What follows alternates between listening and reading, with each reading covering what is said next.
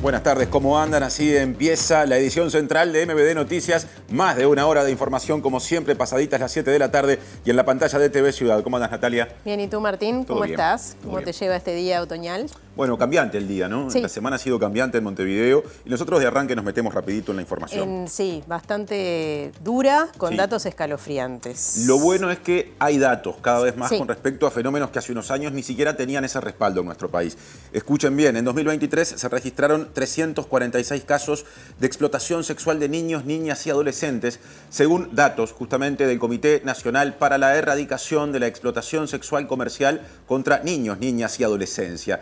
Las cifras revelan un nuevo aumento de casos en comparación con años anteriores y, según se advirtió, la mayoría de las víctimas son mujeres y lo sufren a edades cada vez más tempranas. El presidente del INAU, Guillermo Fossati, dijo que el acceso a Internet de niñas, niños y adolescentes facilita la explotación sexual infantil y acotó que el consumo de pornografía puede potenciar el problema. En esa línea de preocupación, la Comisión de Innovación, Ciencia y Tecnología de la Cámara de Representantes aprobó un proyecto de ley para buscar prevenir el abuso sexual infantil a través de Internet. Ahora vamos a repasar otros asuntos destacados en esta jornada. Vemos los titulares. El presidente Luis Lacalle Pou habló en la cumbre del Mercosur e instó a sus pares a que definan si están dispuestos a que Uruguay avance hacia un tratado de libre comercio con China. El ministro de Trabajo, Pablo Mieres, dijo que no hay argumentos que fundamenten juicios al Estado por parte de los exfuncionarios de Casa de Galicia y que tuvieron un seguro extremadamente especial. ACE investiga una posible omisión de asistencia a un hombre que ingresó con heridas de bala y arma blanca y no fue operado en el Hospital del Cerro ni fue recibido en el Hospital Maciel. La Fiscalía Especializada en Crímenes de Lesa Humanidad solicitó el procesamiento con prisión de 3 militares por las torturas a presos políticos en el regimiento de Rocha. El sindicato de ANCAP conmemoró los 20 años del referéndum que en 2003 impidió la asociación del ente con una empresa privada. El colectivo asegura que están resistiendo nuevos embates privatizadores de parte del actual gobierno. La Intendencia de Montevideo despliega una campaña territorial para promover cuidados ante infecciones transmitidas por mosquitos. El trabajo se realizará en los 8 municipios de la capital. 50% de las personas consultadas por la Usina de Percepción Ciudadana está de acuerdo o muy de acuerdo con el proyecto de ciclovía en 18 de julio, mientras que 36% está en desacuerdo o muy en desacuerdo. El abogado de la familia del fiscal paraguayo Marcelo Pecci en Colombia aseguró que en la causa tramitada en ese país no existen elementos que vinculen al narcotraficante uruguayo Sebastián Marcet con el magnicidio. El Comando Sur de Estados Unidos y la Fuerza de Defensa de Guyana realizan misiones aéreas para reforzar la cooperación de seguridad en plena crisis con Venezuela por el territorio de Esequibo. Israel considera que el mandato del secretario general de la ONU, Antonio Guterres, supone un peligro para la paz mundial, después de que este activara un artículo de la Carta Fundacional para pedir un alto al fuego en Gaza.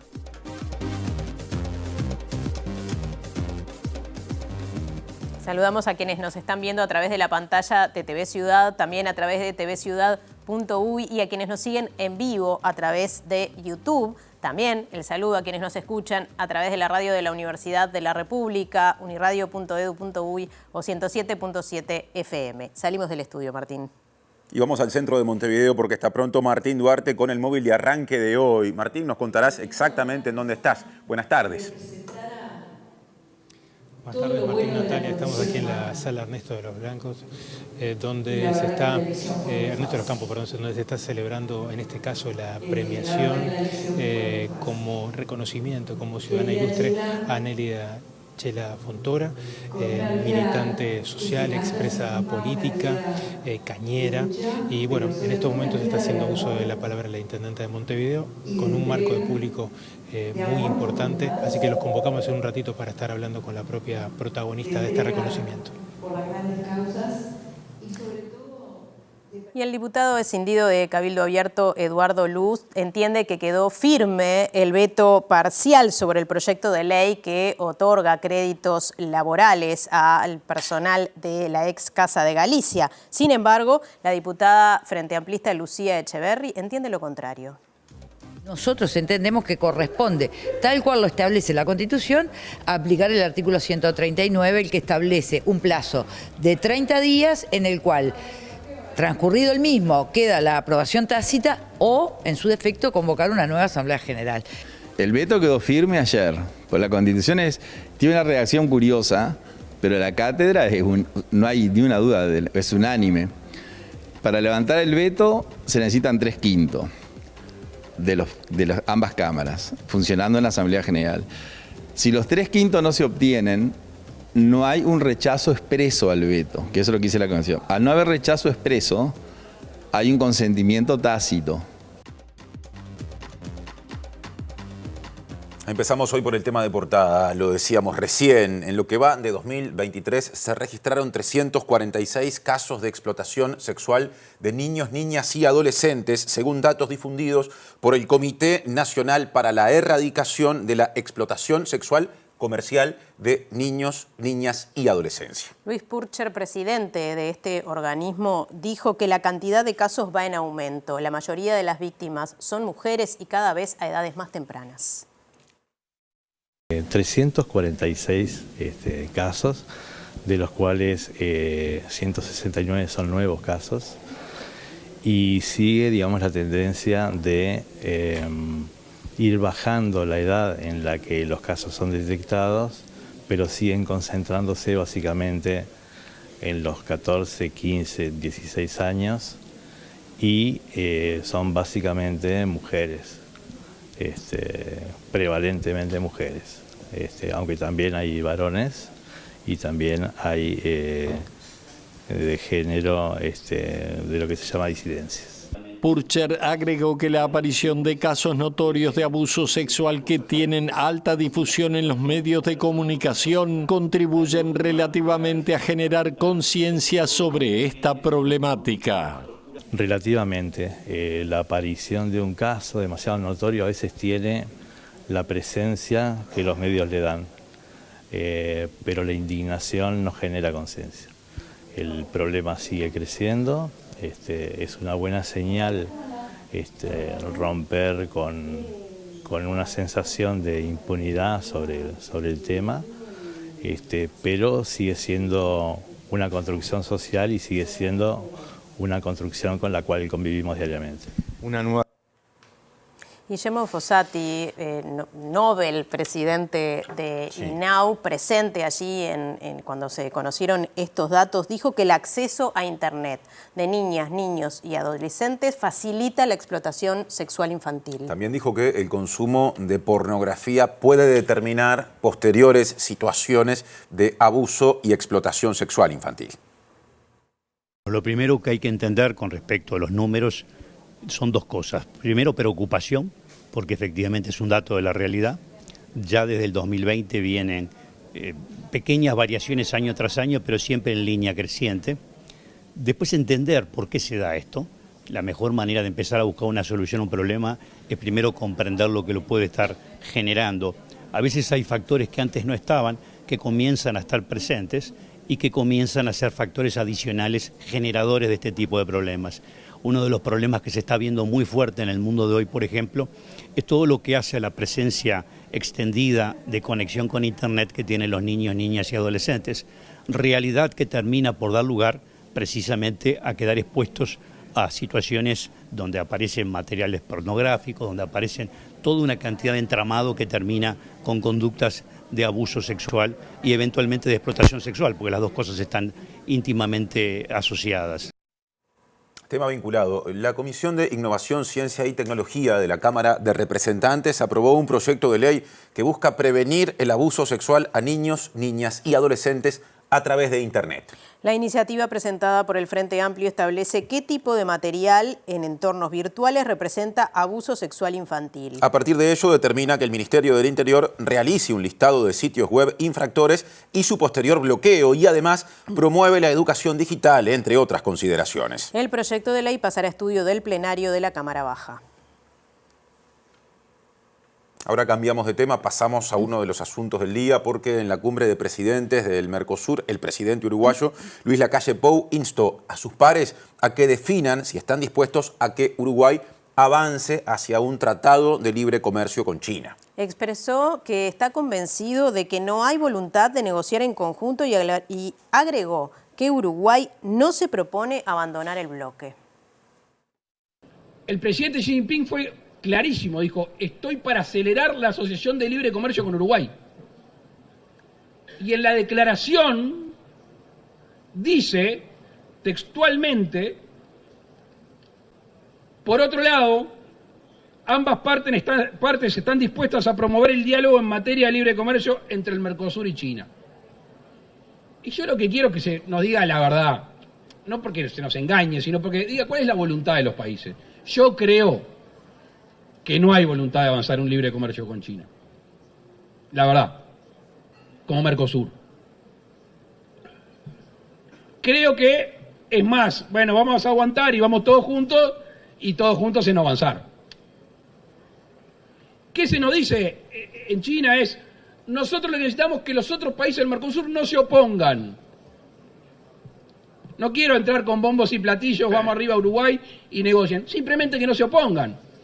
Y todos sabemos que los respectivos servicios exteriores han hablado con China para alertar que no sería bien visto que Uruguay avance bilateralmente. Uruguay tiene una vocación de participar y pertenecer al Mercosur, pues no podemos agarrar el Uruguay, cargarlo al hombro y llevarlo al otro lado, aparte no queremos porque nos encanta.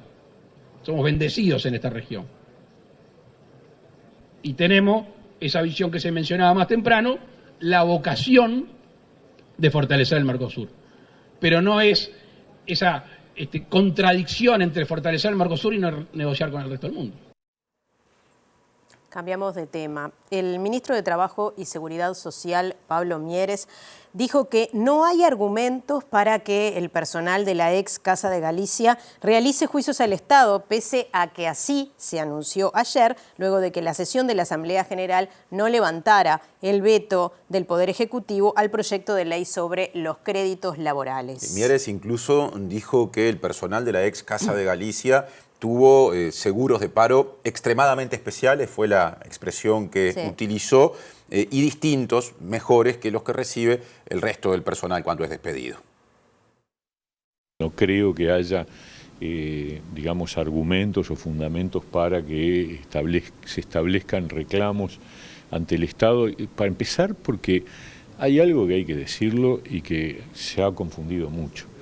La Casa de Galicia no la cerró el gobierno uruguayo, la cerró la justicia. Lo que ha hecho el gobierno es buscar un camino de la mejor salida posible para una empresa que estaba recontrafundida, y cuando en un país hay una empresa que está recontrafundida, los trabajadores tienen costos inevitables.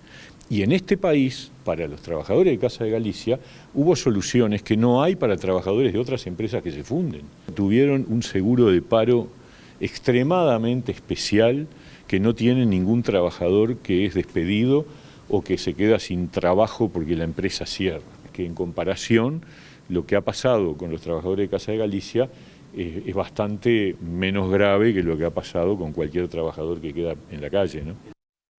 Y el Frente Amplio realizó un pedido de interpretación al área jurídica de la Cámara de Representantes para tener más información sobre el procedimiento del levantamiento de los vetos presidenciales. La fuerza política entiende que el veto al proyecto sobre la ex Casa de Galicia recién quedaría firme en un plazo de 30 días si no se convoca nuevamente a la Asamblea General. Para despejar lo que nosotros entendemos un error de interpretación de la vicepresidenta en el día de ayer. ¿Por qué? Porque el artículo 138 establece la necesidad de 3/5 de presentes de cada Cámara, sesionando en la Asamblea General, para aprobar o para rechazar el veto o las observaciones a los proyectos, ¿verdad? Lo cierto es que ayer, si bien no logramos nosotros los 3/5 para levantarlos, tuvimos a un voto en el Senado, 2 votos en la Cámara de Diputados, logramos 73 en total, no llegamos a esos 3/5, pero el oficialismo no pudo reafirmar las observaciones del presidente de la República. Nosotros entendemos que corresponde, tal cual lo establece la Constitución, aplicar el artículo 139, el que establece un plazo de 30 días en el cual, transcurrido el mismo, queda la aprobación tácita o, en su defecto, convocar una nueva Asamblea General. Pero bajo ningún punto de vista es la interpretación de decir quedó aprobado. Y el diputado escindido de Cabildo Abierto, Eduardo Lust, entiende que el veto parcial sobre este proyecto de la ex Casa de Galicia quedó firme. Claro, interpreta Lust que no alcanzar los 3/5 de los votos de cada Cámara en sesión de la Asamblea General, es decir, lo que pasó ayer constituye un consentimiento tácito para que ese veto, esa observación del presidente de la República, quede firme. El veto quedó firme ayer, pues la Constitución tiene una redacción curiosa, pero la cátedra no hay ni una duda, es unánime. Para levantar el veto se necesitan 3/5 de ambas cámaras, funcionando en la Asamblea General. Si los 3/5 no se obtienen, no hay un rechazo expreso al veto, que eso es lo que dice la Constitución. Al no haber rechazo expreso, hay un consentimiento tácito. Si no se rechaza expresamente, se acepta tácitamente. Eso es así. Y el 139 que habla de los 30 días que el Gandini y otros senadores invocan, están equivocados porque el 139 está pensado, además lo dice el texto, para cuando la Asamblea se convoca y no se reúne. Entonces, si la Asamblea se convoca y los legisladores no van a la Asamblea, o van algunos y no se llega al quórum mínimo para funcionar, bueno, hay que poner un plazo para resolver el tema. Presenta Antel. La comunidad más grande sigue creciendo. Declaran ciudadana ilustre a Chela Fontora en la Intendencia de Montevideo y allí está nuestro compañero Martín Duarte. Adelante, Martín. Así es, acaba de terminar parte del laboratorio de Chela aquí en la Intendencia de Montevideo. Y bueno, bajo esta lluvia de aplausos está dando el reconocimiento no solo por parte de la Intendencia, sino de militantes cañeros que hicieron presentes en la jornada de hoy. Hay presencia de ediles, de senadores y senadoras aquí, y también del barrio Casabó, que en gran número y identificado con la causa también que lleva adelante a nivel social y como expresa política trabajando en Crisol. Chela, bueno, está recibiendo el reconocimiento. Minutos antes de comenzar la ceremonia pudimos conversar con ella y esto nos decía. Bueno, en primer lugar, un agradecimiento inmenso a la intendenta compañera Carolina Cose, no solamente por esto, sino que lo primero fue el memorial en las cuales estamos todas las expresas políticas y todas las mujeres que lucharon acá en el Uruguay. Esto es un reconocimiento no a mí, es un reconocimiento a quienes pasamos hambre, a quienes vivimos donde el Estado no se hizo cargo, es a las mujeres de los cañaverales que hasta el día de hoy siguen sufriendo las mismas condiciones, o quizás peor, con un teléfono, pero peor de lo que vivíamos nosotros en la explotación. Esto es un reconocimiento a la gente de abajo, porque de ahí salí yo. Pasé hambre, pasé frío junto a mis padres, pasé de todo, pero supe salir adelante. Esto es darle un aliento y saber que se puede, si uno lucha y se une, se puede. Y yo siempre digo que la memoria no va a morir porque están los jóvenes que la están llevando adelante. Toda esa lucha que nosotros tuvimos, todo lo que pasamos en el terrorismo de Estado y en la dictadura cívico-militar, esa memoria la están llevando los jóvenes. Y esos jóvenes van a ser los encargados de mañana se siga haciendo justicia. Muchas gracias. Presentó Antel. La comunidad más grande sigue creciendo.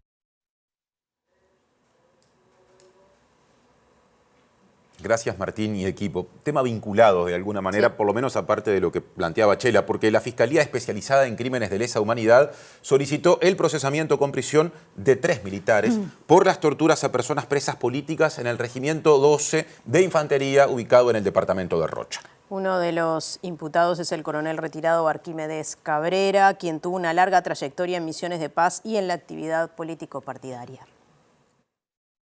El fiscal Ricardo Percivale solicitó el procesamiento de los militares Romeo Minoli, Néstor Silvera y Arquímedes Cabrera por las torturas contra detenidos políticos en Rocha. Según el fiscal, estos militares en reiteradas ocasiones sometieron u ordenaron someter a los detenidos a diversos apremios físicos y tratos crueles, inhumanos o degradantes no permitidos por la Constitución, las leyes o los reglamentos. Agrega que en un número importante de dichos tormentos como golpizas, plantones, caballete, picana eléctrica y colgamientos, se excedió ostensiblemente el abuso de autoridad contra los detenidos para lesionar y o poner en riesgo la propia vida de las víctimas. Quiero que quede claro que toda la gente del cuartel sabía lo que estaba pasando, todo el mundo sabía lo que pasaba, declaró una de las víctimas de la tortura. En su dictamen, el fiscal señala que existen elementos de convicción suficientes para sostener que estos militares cometieron reiterados delitos de privación de libertad y de abuso de autoridad contra los detenidos. Tras conocer este pedido de procesamiento, el senador de Cabildo Abierto, Guillermo Domenech, dijo en el Parlamento que la Fiscalía está en una deriva peligrosa de persecución de grupos militares y pidió la renuncia del fiscal de corte Juan Gómez porque considera que el accionar del servicio que dirige afecta a la democracia y su permanencia en el cargo le hace mal a la justicia.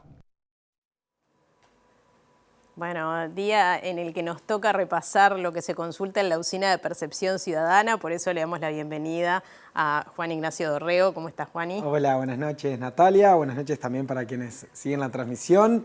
Un tema hoy de estos que ha generado polémica últimamente, pero que creo que en el mundo entero se está poniendo mucho foco ahí, sí. ¿No? ¿Cuánto usamos las bicicletas? Exacto. Más allá de que no podemos decir que las bicicletas son un medio de transporte, de movilidad ciudadana nuevo, sí es cierto que la movilidad urbana sustentable, la bicicleta, entre otros medios, es parte de una agenda de debate contemporánea, sí, de actualidad, no solamente en Uruguay, en la región, en el mundo, y por eso desde Percepción Ciudadana relevamos alguna información que tiene que ver, que tiene como epicentro la opinión de la ciudadanía, como sí, siempre, en este caso sobre la bicicleta y el uso que tiene. Comencemos entonces por la primera placa, que traemos dos gráficos para mostrar. Primero, de este lado del cuadro, la frecuencia con la que utilizamos las bicicletas. En este sentido tenemos que 4 de cada 10 ciudadanos dicen usar la bicicleta de alguna forma, en algún momento, ¿verdad? Ya sea todos los días o casi todos los días, algunas veces a la semana, algunas veces al mes o casi nunca, pero en definitiva 4 de cada 10 usan la bicicleta. Por el contrario, nos queda que el 60% nos dice que, bueno, que no utilizan la bici. Si a eso le sumamos el 16%, estamos en que 2 de cada 3 ciudadanos dicen que, bueno, andan en bicicleta casi nunca o directamente nunca. Una cifra que en TV Ciudad cambiaría porque muchas compañeras y compañeros usan la bicicleta como medio de transporte. Excelente. Veamos, tal vez los ubicamos en algunos de estas categorías en el siguiente gráfico, donde le consultamos a las personas, aquellas que sí dicen utilizar la bicicleta, con qué propósito lo hacen. El 46%, prácticamente la mitad de las respuestas, dicen usarlo de forma recreativa, ¿verdad? La otra categoría que obtuvo un buen número de menciones, con el 21% de las opiniones, es el uso como medio de transporte, que tal vez lo estoy viendo a nuestro colega Germán de Agosto, que es uno de quienes utiliza la bicicleta como medio de transporte. Y hay varios compañeros más acá atrás de cámara que también. Por supuesto. Sí. Y por último, un 17% como uso deportivo. Estas son las 3 principales categorías que, bueno, de las cuales recogimos menciones en el propósito del uso. Quizás utilizarían más la bicicleta muchos más ciudadanos y ciudadanas si hubiera menos barreras. Bien. Excelente. Pasemos al próximo gráfico, que tenemos algo de esta información para compartir. Primero, rápidamente, el gráfico de anillo, que lo ubicamos en un rincón. Le consultamos si les gustaría usar con mayor frecuencia la bicicleta a las personas que respondieron a esta encuesta. Y efectivamente, 2 de cada 3, 65% de las opiniones dicen que sí, que les gustaría utilizar la bicicleta con mayor frecuencia. Por ende, ¿cuáles son las barreras? Exacto. ¿Qué lo impide? Bien. De esta manera les ofrecimos un conjunto de barreras y de acuerdo al número de menciones son ordenadas de esta manera. En primer lugar aparece la falta de infraestructura de calidad y segura para utilizar la bicicleta como medio de transporte, como movilidad urbana, ¿verdad? Eso es el 24%, 1 de cada 4 encuentra esas barreras. Pero lo sigue también las cuestiones vinculadas a la seguridad, ¿verdad? Robos, tanto mientras se usa la bicicleta como una vez que se deja la bicicleta en algún lado, ¿verdad? Esto es el caso para 20% de las opiniones. Y luego lo sigue la falta de interés y la falta de condiciones físicas, son otras de las dos categorías que también aparecen con un número importante de menciones. Pero sin lugar a dudas, infraestructura y un tema de seguridad parecen ser hoy las dos principales barreras que impiden que ese 65% de la población que le gustaría utilizar más la bicicleta no lo haga.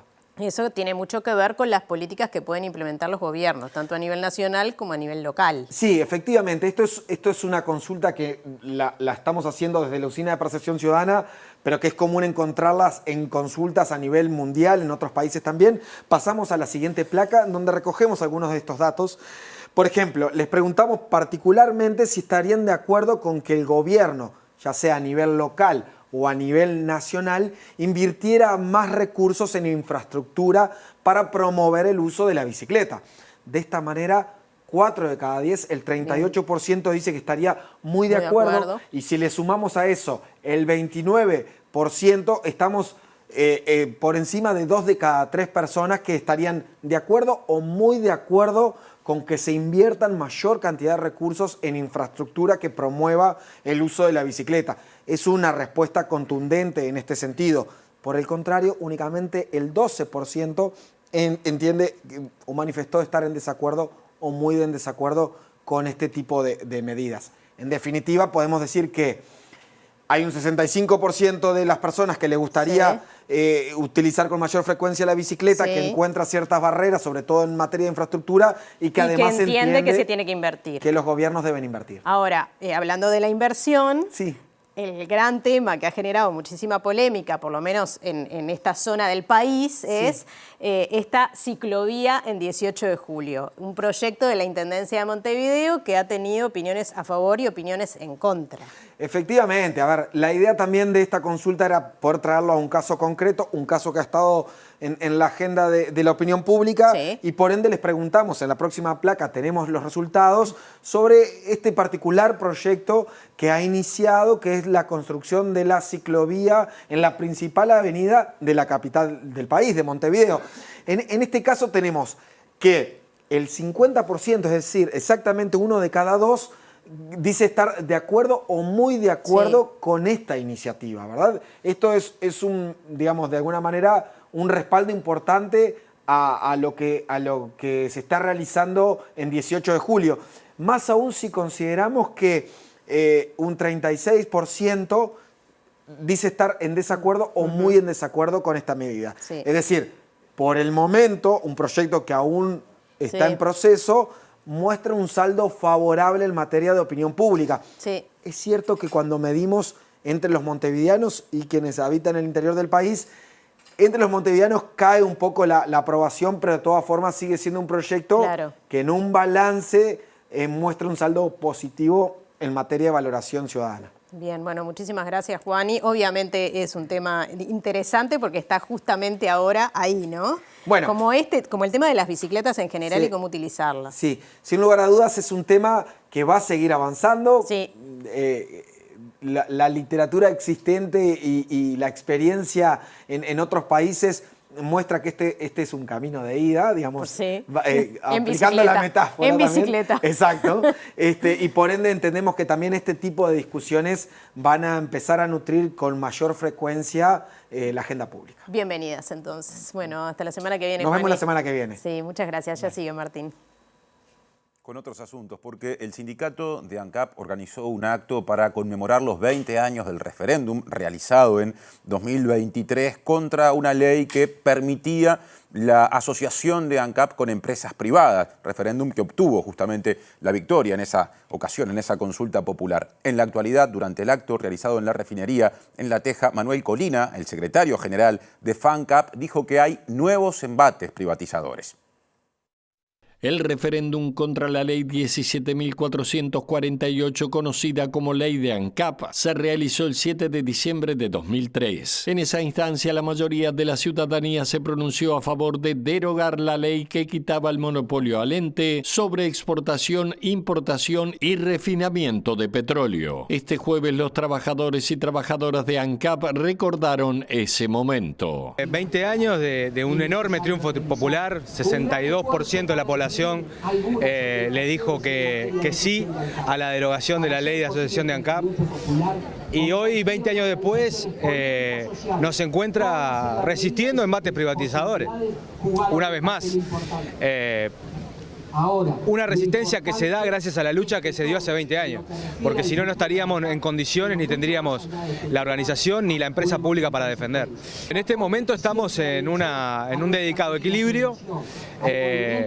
Celebramos el resultado de un proceso de privatización trunco que ha quedado, por suerte, en el pasado, pero estamos a la alerta y al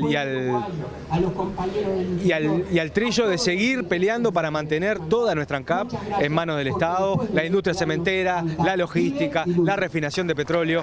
En la oratoria también se rindió homenaje a Hugo Chango Melo, quien fuera presidente de FANCAP a 10 años de su fallecimiento. Desde FANCAP se destacó su papel en la campaña de recolección de firmas en 2003. Y les contamos que las autoridades del INAU concurrieron a la Comisión de Población y Desarrollo de la Cámara Baja luego de que se acumularan denuncias sobre situaciones irregulares en los centros 24 horas. La diputada Frente Amplista Cristina Lustenberg dijo que hay preocupación por la falta de respuestas del Estado a niñas, niños y adolescentes que no tienen garantizados sus derechos. Donde hay dificultades de recursos humanos para atender a esos niños, niñas y adolescentes, para tener condiciones básicas edilicias de infraestructura y también, sobre todo, en lo que pueden ser las puertas de entrada en Montevideo para niñas y varones, donde hay condiciones de hacinamiento, porque bueno, cuando uno ve los datos en el Uruguay hay un incremento en un 73% del año 2020 al año 2022, de oficios del Poder Judicial.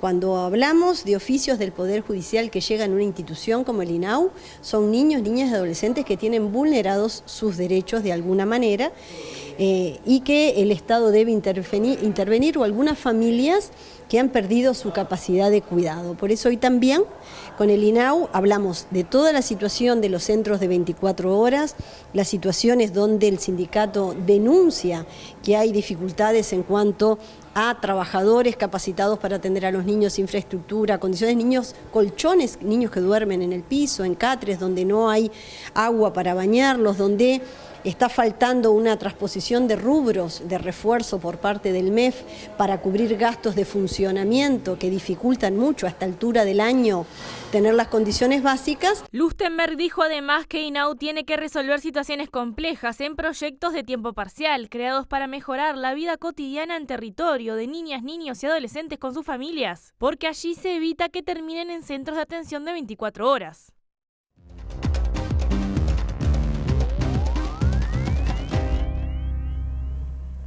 El déficit fiscal como problema, tema de la columna de análisis económico de Germán de Agosto. ¿Cómo te va, Germán? ¿Cómo andas, Tincho? ¿Todo bien? ¿Es un problema, está bien decirlo así? Bueno, se empieza a sonar justamente como uno de los temas problemáticos, en particular de cara al nuevo gobierno, cuál es la situación fiscal que tendría y en particular, naturalmente, hay muchas críticas, tanto de analistas como de oposición, porque justamente el tema fiscal tuvo una centralidad muy relevante en lo que fue la pasada campaña, ¿sí? En las advertencias que hacía en su momento la ministra, ¿sí? Entonces, de alguna manera es un tema que se está empezando a poner en la mesa porque además estamos justamente entrando a año electoral y eso supone un desafío de cara al cumplimiento de la regla fiscal. Simplemente un contexto político. El hoy oficialismo, cuando era oposición, cuestionaba mucho al Frente Amplio, entonces oficialismo, por aquella cifra de déficit fiscal. Exactamente, era como un eje central de lo que fue la parte económica de la campaña del 2019, fue justamente la situación de las cuentas públicas, ¿sí? Y ahora lo que estamos viendo en la gráfica es la evolución larga, tenemos datos de 2004,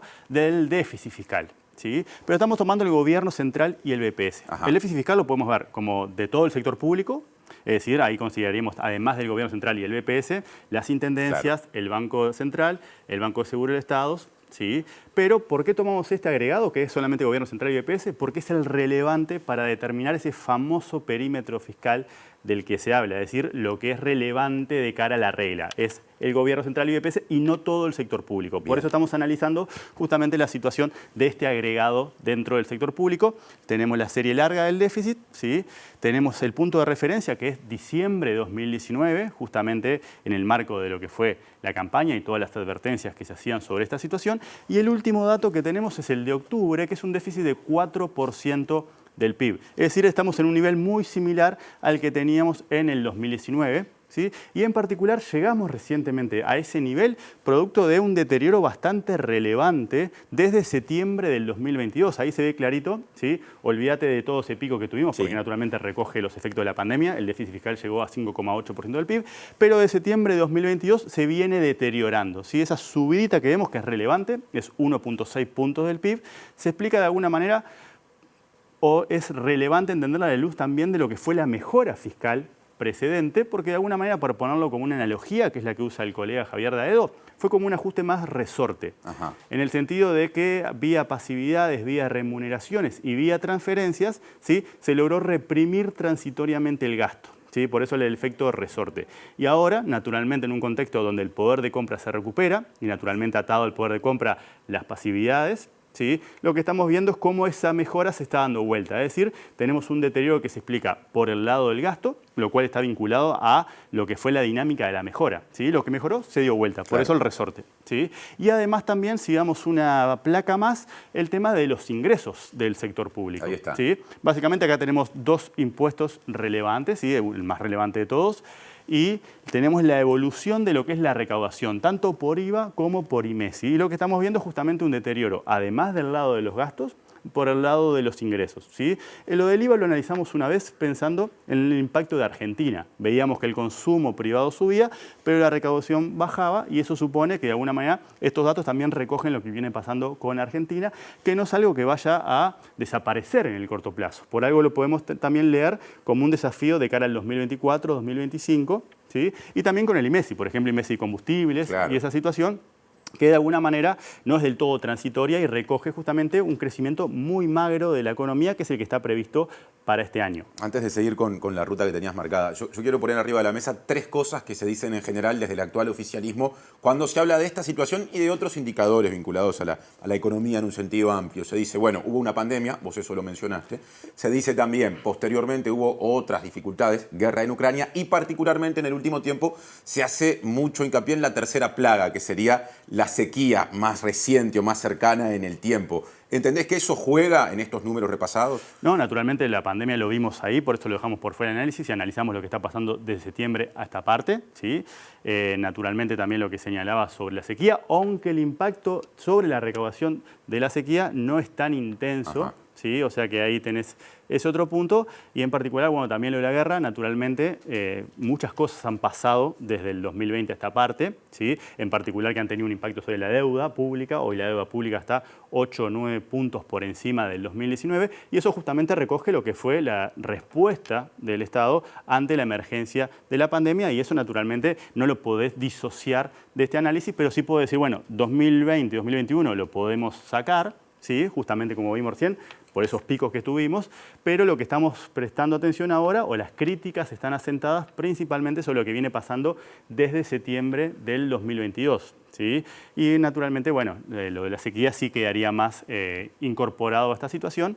Por ende, son 3 puntos atendibles. En particular, la situación del mundo en términos fiscales no es la que era, ¿sí? Un déficit del 4% no es el mismo que era en 2019, porque todo el mundo tuvo un deterioro. O sea que, naturalmente, todos esos matices justamente valen, sí, pero lo que estamos viendo es ese deterioro en una variable que fue central para lo que fue la campaña política, sí, en particular en el plano económico, y que hoy justamente encontrás un resultado que es muy similar, a pesar de que introdujiste una regla fiscal, ¿sí? Una nueva regla fiscal en el marco de la LUC en el 2020, y esa regla fiscal va a ponerse a prueba, ¿sí? Principalmente el año que viene, dado que estamos año electoral. Si vamos a la última placa, vamos a analizar, acá este gráfico alguna vez lo hemos visto, ¿sí? Explicado rápidamente, este gráfico recoge 100 años de historia fiscal uruguaya, ¿sí?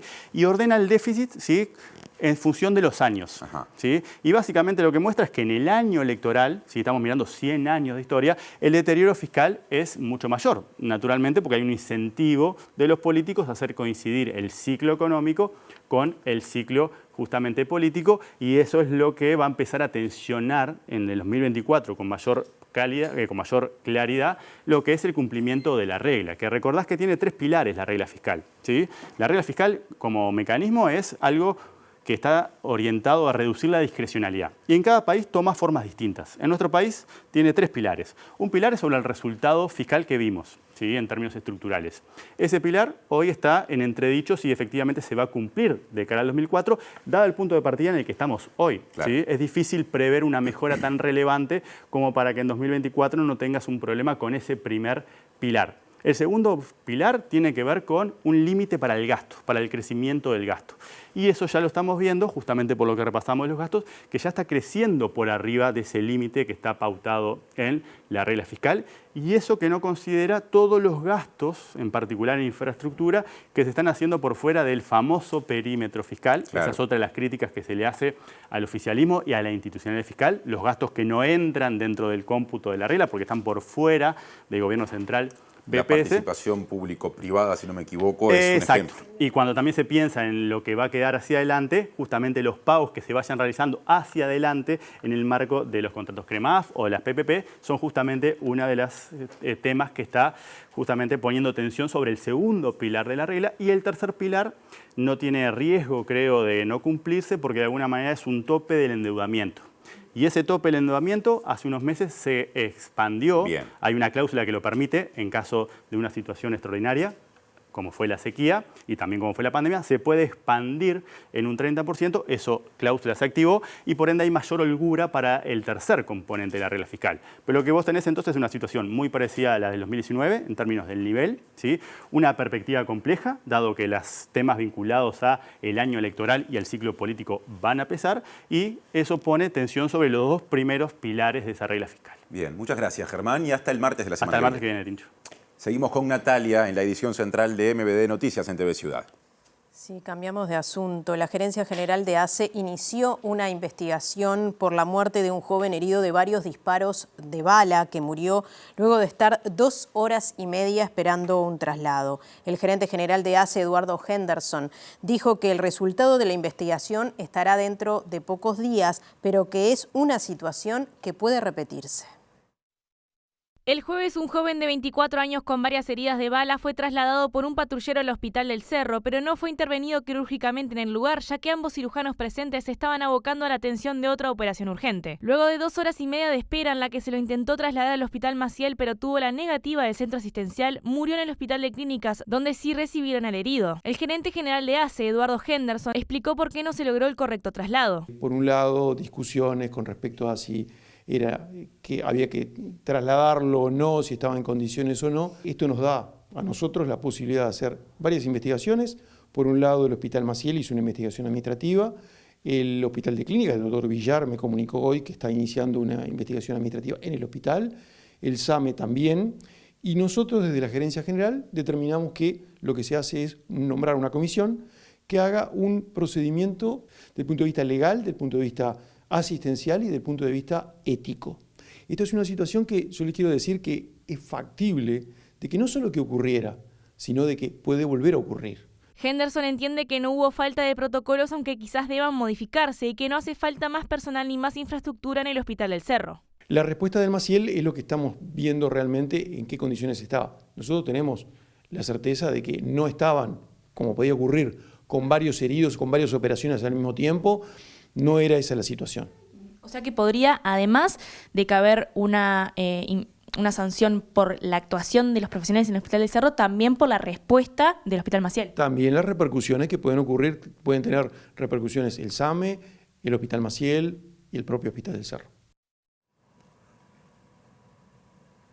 Cambiamos de tema, atención, porque se diagnosticaron nuevos casos de encefalitis equina en departamentos del litoral del país y por esto mañana el Ministerio de Ganadería, Agricultura y Pesca, en este caso, va a emitir un reporte para que haya más certezas con respecto a la situación a nivel nacional. Y la ministra de Salud Pública, Karina Rando, alertó que la fumigación no es una estrategia válida para evitar la propagación de los mosquitos, que son en este caso vectores en la transmisión del virus a las personas. Ya se confirmaron casos en varios departamentos del litoral del país y no hemos tenido casos en humanos, lo que no quiere decir que no puedan aparecer próximamente. Igual volvemos a repetir, como ya lo he dicho, que la transmisión a humanos es menos probable, es poco probable, pero se puede dar y que se da principalmente por la picadura del mosquito. El Ministerio de Salud Pública, a través del Sistema Nacional de Emergencia y en coordinación con los centros coordinadores de emergencias, entregarán repelentes a las personas afectadas por las inundaciones en el litoral para promover el cuidado y prevención de picaduras de mosquitos. Se está haciendo a través del SINAE una gestión de compra de repelente y la fumigación hay que saber que es una medida que tiene un alcance limitado porque solamente mata al mosquito que alcanzan las gotitas esas de fumigación, pero no deja efecto residual y tiene un impacto importante sobre el medio ambiente, sobre las abejas, sobre otros insectos que son importantes para el ecosistema. Por lo tanto hay que elegir bien aquellos lugares que realmente es más es más efectivo fumigar. Bueno, y a partir de la aparición de estos casos de encefalitis equina en el litoral del país, la Intendencia de Montevideo desplegó una campaña territorial para promover los cuidados sobre las infecciones transmitidas por los mosquitos. A propósito, equipos de trabajadores y trabajadoras del Plan ABC van a recorrer los 8 municipios de Montevideo para darle información a la ciudadanía. Saber que en el territorio nacional se ha detectado en el norte del país caso de encefalitis equina hace de que tengamos que sumar otras acciones para cuidarnos de otros mosquitos, como el Culex pipiens, que es el mosquito común, que también puede transmitir enfermedades y virus. Entonces tenemos que cambiar, digamos, la mentalidad hacia el cuidado y la educación frente a la picadura de cualquier mosquito, no solo la Aedes aegypti, y por lo tanto las acciones de cuidado, de protección de la piel, de uso de repelente, también encima de la ropa, de si salgo al aire libre, cubrirme con ropa la piel, todo ese tipo de medidas que tenemos que llevar adelante para evitar picaduras de mosquitos también dentro del hogar, pasa a tener un énfasis mayor de lo que tenía en las campañas de prevención para el dengue. El Servicio de Salubridad Pública de la Intendencia realiza el monitoreo de casas e interviene en puntos críticos del departamento. Además, se recomienda el uso de repelente, ropa larga que cubra la piel y dispositivos para ahuyentar mosquitos. Hoy salen, digamos, después de esa capacitación a la calle a interactuar con la ciudadanía, así que bueno, van a estar sobre todo en lugares concurridos, en plazas, en avenidas, así que esperamos que la gente pueda recibirlas con ganas de aprender y educarnos para poder cuidarnos y protegernos de los virus, que pueden ser varios que sean transmitidos por mosquitos. Ahora vamos nuevamente al contacto con nuestro compañero Martín Duarte, que en este caso se encuentra en el Paraninfo de la Universidad en una actividad por la paz entre Israel y Palestina. Martín.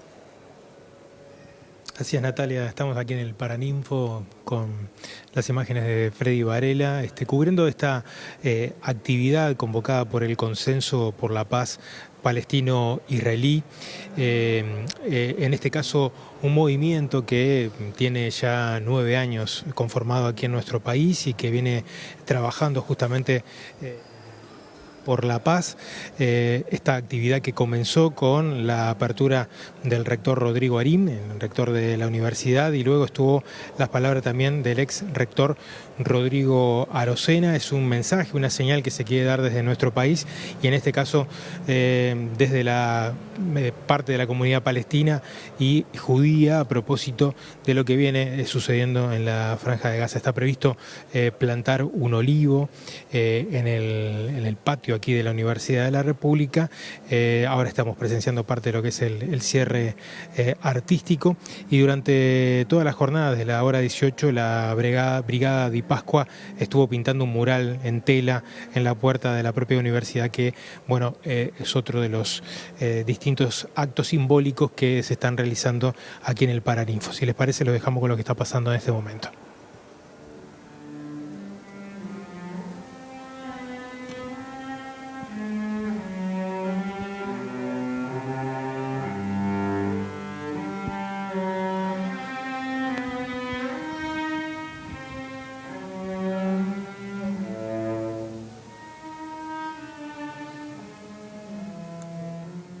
Y del Paraninfo a estudios para cambiar de tema, porque el presidente Lacalle Pou dijo hoy en la cumbre de presidentes del Mercosur justamente que el bloque regional debe modernizarse y que el reciente acuerdo de libre comercio con Singapur, ¿no?, firmado por el bloque en su conjunto, va en esa línea. Y llamó a cerrar el acuerdo con la Unión Europea y elogió todo lo hecho por el presidente brasileño Luis Ignacio Lula da Silva, aunque advirtió que hay líderes europeos que expresaron reparos. Debo reconocer un gran trabajo, un gran esfuerzo del presidente Lula. Ahora, hay dos bloques, el Mercosur y la Unión Europea. De hecho, el presidente Lula está volviendo y Macron, en la prensa, todo lo que supuestamente se había construido, lo pone bajo signo de interrogación. Bueno, nosotros tendríamos que decir, no vamos a lograr todo lo que queremos. Ahora, después de 25 años vamos a seguir. Yo lo decía en la reunión pasada, a mí me parece que el Mercosur consiguió cosas. Y eso creo que ha sido parte de la modernización en acelerar estos acuerdos. Cuando uno ve los números de Uruguay con Singapur, la verdad que no cambian mucho. Pero si ahí es un lugar de enclave del Mercosur hacia la región, es importante. Y creo que la señal en sí mismo, decía el presidente Lula del 2011, es una señal. No estamos estancados. Presenta Mercado Agrícola de Montevideo, en el corazón de un barrio donde late la ciudad. Mercado de Historias. Mercado de Historia.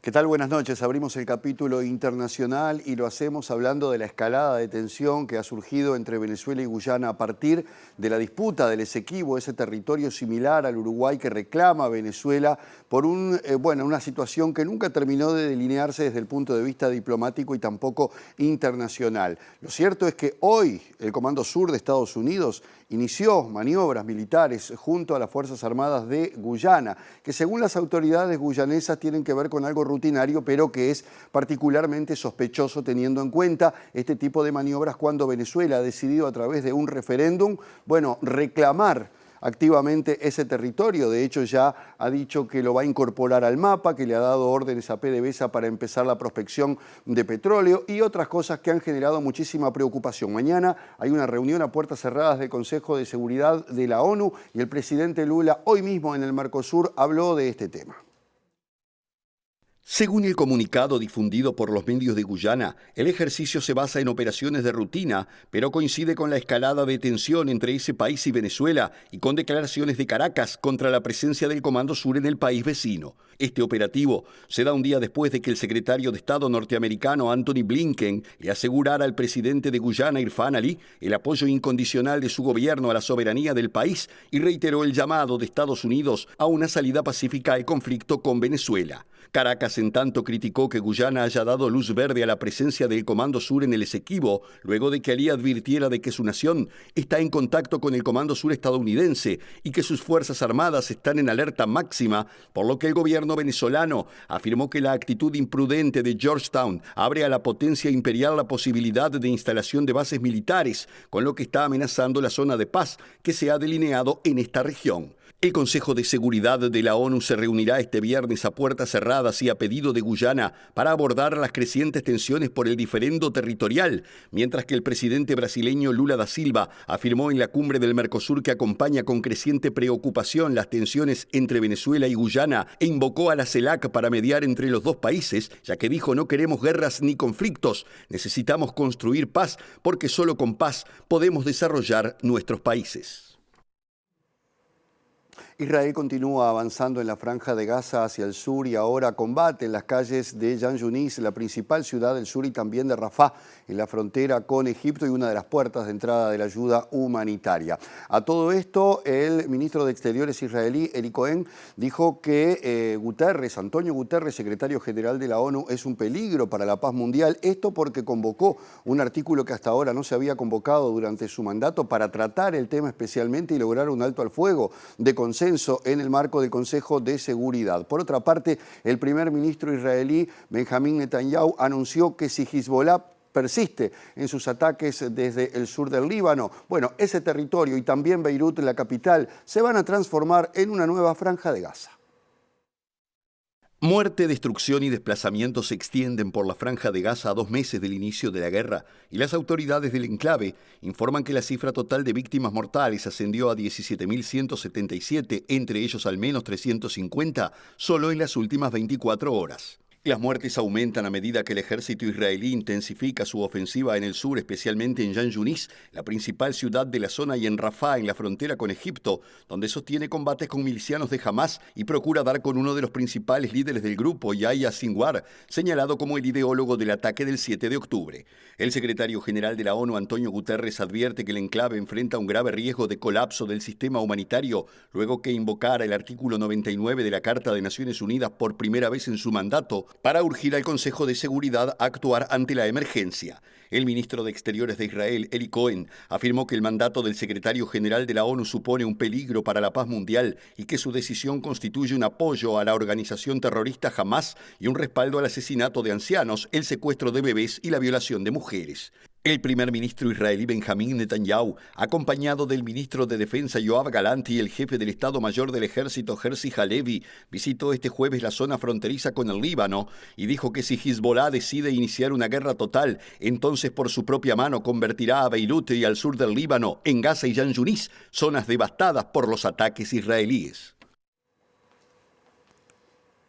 Y en Perú está pasando de todo. Hoy se cumple un año de la destitución del expresidente Pedro Castillo, que sigue preso en la misma cárcel donde estaba hasta ayer Alberto Fujimori, que fue liberado. Todo este cóctel se da en el marco de una paralización y de una marcha que se lleva a cabo en las principales ciudades peruanas, particularmente en Lima, donde además se suma la destitución de Patricia Benavides, la fiscal general del Perú, acusada de encabezar una banda mafiosa al frente justamente de la Fiscalía. Todo esto en el marco de una actividad en la que hoy Dina Boluarte volvió a resaltar los logros de su gobierno, criticó a Castillo y dijo que su gobierno ha puesto a Perú otra vez a nivel internacional. Solo en democracia nuestro país podrá impulsar su crecimiento y su desarrollo, y solo en democracia podremos alcanzar la justicia social y la igualdad, aseveró Boluarte en su discurso tras el izamiento de la bandera peruana en el distrito de Pueblo Libre en Lima, donde criticó a su antecesor, el exmandatario Pedro Castillo, expresando que esa impronta golpista estaba condenada al fracaso desde un principio. Luego de reconocer la frágil democracia en Perú, habló de retos enormes que debe afrontar la nación y puntualizó que sus principales objetivos son la reactivación económica y la seguridad ciudadana, asegurando que en los últimos meses su gobierno ha logrado afianzar a nivel internacional la imagen de Perú. Boluarte, quien presenta la aprobación más baja de las 2 últimas décadas en Perú, enfrenta este jueves nuevas manifestaciones que demandan su renuncia al cargo en el marco de una marcha nacional contra el gobierno promovida por gremios colectivos y bases sindicales de 26 regiones del país y un paro nacional que proseguirá hasta el sábado 9 de diciembre para expresar su repudio al escándalo en el Ministerio Público, donde presuntamente está enquistada una organización criminal liderada por la suspendida fiscal de la Nación, Patricia Benavides. Mientras tanto, la defensa del expresidente Pedro Castillo, que cumple prisión preventiva por la presunta comisión del delito de rebelión y supuestos casos de corrupción y pertenencia a organización criminal cuando ocupaba el cargo, manifestó que la Comisión Interamericana de Derechos Humanos es la única esperanza para subsanar las irregularidades que considera rodean al caso, ya que entienden se ha vulnerado el debido proceso y se ha conspirado contra el exmandatario. Presentó Mercado Agrícola de Montevideo, en el corazón de un barrio donde late la ciudad. Mercado de Historias. Mercado de Historia. Culmina en Colombia el juicio por el asesinato del fiscal paraguayo Marcelo Pecci, quien estaba a cargo de la operación A Ultranza. Recordemos que esta operación fue la que determinó la fuga del narcotraficante Sebastián Marcet en 2021. Y MBD Noticias habló con el abogado colombiano de la familia Pecci. El nombre del abogado, Francisco Bernate Ochoa, que le dijo a MBD Noticias justamente que no hay elementos que vinculen a Marcet con el magnicidio. Se espera que este jueves se conozca el pedido de procesamiento de Margaret Chacón, la única de los 8 involucrados que no colaboró con la justicia, pese a demostrarse que en su auto trasladó las armas y los sicarios que el 22 de mayo del 2022 ejecutaron a Pecci en Cartagena de Indias. Con esto prácticamente todo el caso se habrá esclarecido en lo que tiene que ver con Colombia. Ya tendríamos que mirar lo que puede suceder en el caso de Venezuela con el señor Salinas, y por supuesto de la investigación que tiene que adelantar Paraguay respecto de quién es el autor intelectual. En diálogo con MBD Noticias, Bernate Ochoa explicó cuál es el vínculo real de Marcet y su socio paraguayo Miguel Insfrán, alias Tío Rico, con la causa Pecci en Colombia. Aquí se habla, el señor Francisco Luis Correa Galeano hace referencia a Insfrán, alias Tío Rico. Pero no a Marcet. El presidente de Colombia en algún momento manifestó que el señor Marcet estaría involucrado en esto, periodísticamente se le ha relacionado con esto. Efectivamente hay un testigo que es el señor Francisco Luis Correa Galeano que lo ha relacionado con esto e incluso al expresidente de Paraguay, Horacio Cartes, en una serie de versiones que él dio a la Fiscalía colombiana. Lo que sucede es que digamos, nuestra responsabilidad y la responsabilidad de la justicia colombiana va frente a los hechos que ocurrieron en Colombia, que ya es esa parte final de esta operación macabra. Lo que sucede de ahí para atrás es una responsabilidad de la Fiscalía paraguaya. Y el abogado de la familia Pecci en Colombia, siguiendo con este tema, destacó el trabajo que el fiscal asesinado venía haciendo contra una industria como es el crimen organizado a nivel internacional. Desde la década del 70 el fenómeno viene creciendo y transformando la realidad social regional, así como los vínculos entre organizaciones criminales. Desafortunadamente hemos vivido tiempos vertiginosos donde a finales de los 70, comienzos de los 80, la lógica era muy sencilla. Bolivia y Perú eran países productores, Colombia era un país exportador y esa era la situación.